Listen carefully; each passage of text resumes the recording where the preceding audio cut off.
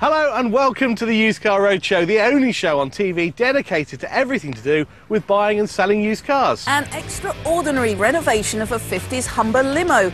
This topless beauty is a one-off piece of body and soul. Now, this next car has to be one of the most incredible conversions we've ever had on Body and Soul. Yeah, back in its day, this was the preferred means of transport for Lord Mayors and heads of state, but take a look at it now and you'll hardly recognise it.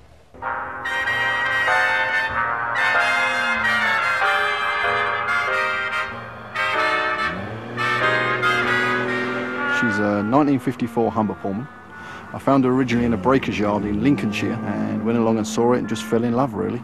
And always intended to change it a lot, but the plan evolved over the 10 years that she took to build. The Humber Pullman originally started in 1949. This model was built in 54, which was the last year. They were limousines used by the government and by mayors and people like that. There's only about a dozen Pullmans left on the road in the world, as far as I'm aware.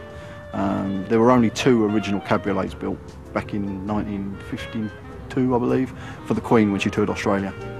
We started with a rusty heap. It stood in a field for 5 years with no paint, no windows. The wood had all rotted away, and so we sort of started by stripping it all back to what was left, really, back to bare metal.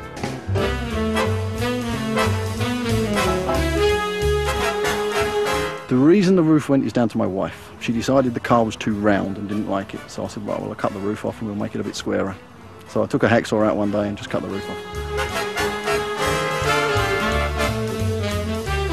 The engine is a V12 5.3 from a Jaguar from a 1987 XJS. It's pretty standard, but modified to look a lot nicer underneath the bonnet. And it's now got an LPG auto gas kit on it, so that try and save on the fuel bills a little. It does around 10 to the gallon. That's if I'm gentle. If I push it too hard, then probably 7 or 8 maybe. The exhaust is an interesting story. They're actually replicas from a 1920 Bentley. 2 reasons why they come out of the side.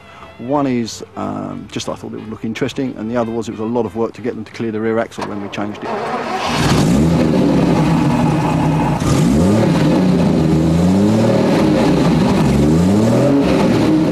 It's got around 300 brake horsepower compared to less than 100 originally, so it moves relatively well.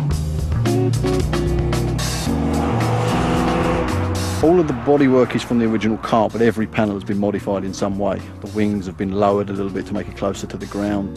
The grille was a combination of ideas from a few people, and then I sat down and drew it out and had it laser cut. It's actually cut from 4mm stainless steel and all polished, so it's all solid. And it's 51 pieces all screwed together to make up that grille, and it weighs a heck of a lot. A lot of people, when they build modified cars, make the outside look really nice but forget about the inside. So I really wanted to make the inside comfortable, very nice for cruising in. The dashboard I built and changed that myself to make it look really clean and slick. The idea of the birds on the door panels was to just keep the Humber name going without pushing it too hard in terms of badges and things all over the place. The wheels originally would have been 16-inch but much narrower than our 15-inch, but with a lot more rubber. So they're about 8 inches wide on the back and 7 on the front. It's around 17.5 feet long. Too long for my garage. I had to extend my garage just to fit it in. Sounds-wise, it has a very basic system in it, 6 speakers and a little subwoofer in the back. It's just loud enough to hear over the exhaust. When I originally bought the car, I paid £400. I told my wife it would be finished for £2,000. In that 10 years, it came to just over £60,000. It's exactly what I paid for my house, actually.